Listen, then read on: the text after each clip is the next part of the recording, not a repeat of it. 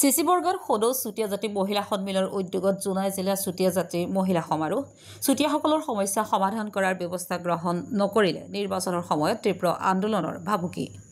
সদৌ চুতীয়া জাতি মহিলা সন্মিলনৰ উদ্যোগত আৰু চুতীয়া উন্নয়ন পৰিষদৰ ব্যৱস্থাপনাত তথা জোনাই জিলা চুতীয়া জাতি মহিলা সন্মিলনৰ সহযোগত আজি চিচিবৰ্গৰ সাধনী স্মৃতি ভৱনত দিনজোৰা কাৰ্যসূচীৰে জোনাই জিলা চুতীয়া জাতি মহিলা সমাৰোহখনি অনুষ্ঠিত কৰা হয় চুতীয়া জাতিৰ পতাকা উত্তোলন জুবিন গাৰ্গৰ প্ৰতিচ্ছবিত শ্ৰদ্ধাঞ্জলি অৰ্পণেৰে আৰম্ভ কৰা অনুষ্ঠানটোৰ দুপৰীয়া এক বৃহৎ সজাগতা সমদল বাহিৰ কৰা হয় ইয়াৰ পিছতে আৰম্ভ হোৱা মুকলি সভা আৰু আলোচনা চক্ৰৰ সঞ্চালনা কৰে জোনাই জিলা চুতীয়া জাতি মহিলা সন্মিলনৰ সভানেত্ৰী গুলপ্ৰভা ভূঞাই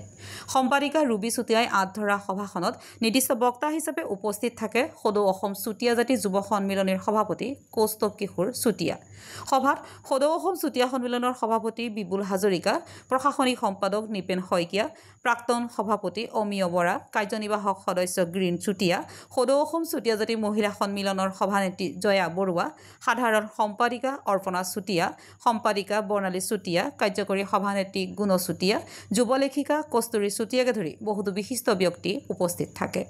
অতি শীঘ্ৰে চুতীয়াসকলৰ সমস্যাসমূহ সমাধানৰ বাবে ব্যৱস্থা গ্ৰহণ নকৰিলে আগন্তুক নিৰ্বাচনৰ পূৰ্বে চৰকাৰৰ বিৰুদ্ধে তীব্ৰ আন্দোলন গঢ়ি তোলাৰ হুংকাৰ দিয়ে অনুষ্ঠানত জিলাখনৰ বিভিন্ন প্ৰান্তৰ সহস্ৰাধিক মহিলাই অংশগ্ৰহণ কৰে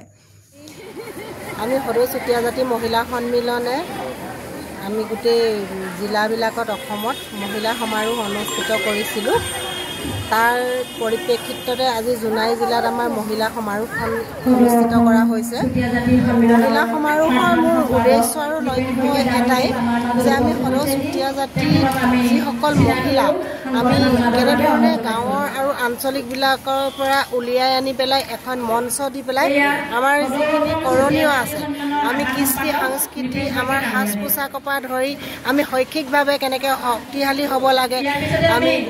সাংস্কৃতিকভাৱে কেনেকৈ শক্তিশালী হ'ব লাগে আমি সামাজিকভাৱে কেনেকৈ শক্তিশালী হ'ব লাগে আমাৰ অধিকাৰখিনি আমি চুতীয়া মহিলাসকলে কেনেধৰণে আনিব লাগে তাকে পৰ্যালোচনা কৰিবৰ কাৰণে আমি এখন মঞ্চ সমগ্ৰ অসমত দিয়া হৈছে ইতিমধ্যে আজি তাৰে জোনাই জিলাত আমি অনুষ্ঠিত কৰা হৈছে আমি উন্নয়ন পৰিষদৰ ব্যৱস্থাপনাত এই মঞ্চখন ল'বলৈ সক্ষম হৈছোঁ আমি সদৌ চুতীয়া জাতি মহিলা সন্মিলনৰ এয়া আমাৰ প্ৰথম প্ৰয়াস হৈছিলে পৰৱৰ্তী সময়ত আমি এনেধৰণে আকৌ মহিলাসকলক একগোট কৰি পেলাই আমাৰ যিখিনি চুতীয়াসকল ভূমিপুত্ৰ চুতীয়াসকলৰ যিখিনি আমাৰ কৃষ্টি সংস্কৃতি সাজ পোছাক আমাৰ যেনেকুৱা ধৰণৰ আছিলে সেইখিনি আমি কৰ্মশালাৰ যোগেদি আকৌ মহিলাসকলক সজাগ আৰু সচেতন কৰি উলিয়াই লৈ আহিম আমাৰ জনজাতিকৰণ প্ৰক্ৰিয়াটো ইয়াৰ লগত জড়িত হৈ আছে জনজাতিকৰণ কৰিবৰ কাৰণে আমি মহিলাসকলক এনেধৰণে একগোট কৰিব লাগিব আমি ভাল পাইছোঁ আজি জোনাই জিলাত কিমান গাঁৱৰ পৰা মহিলাসকল ওলাই আহি আমাৰ জোনাই জিলা সন্মিলন মহিলা সন্মিলন কেন্দ্ৰীয় কমিটি তেখেতলোকে হাত শক্তিশালী কৰিছে অনাগত দিনত আমি তেখেতলোকক লগত লৈ আমাৰ যিখিনি কৰণীয় আছে সেইখিনি কৰিবলৈ আমি সক্ষম হ'ম আৰু আমাৰ চুতীয়াসকলে 13 তাৰিখে সমগ্ৰ অসমৰ আয়ুক্ত কাৰ্যালয়বিলাকত মুখ্যমন্ত্ৰী মহোদয়লৈ আমি স্মাৰকপত্ৰ প্ৰদান কৰিছিলোঁ আৰু আমি অসমৰ 4টা জোনত 1 তাৰিখে আমাৰ প্ৰতিবাদী কাৰ্যসূচী লোৱা হৈছে আমাৰ যেনেধৰণে মহিলাসকলক বিভিন্ন সময়ত চৰকাৰে ৰাজনৈতিক দলবিলাকে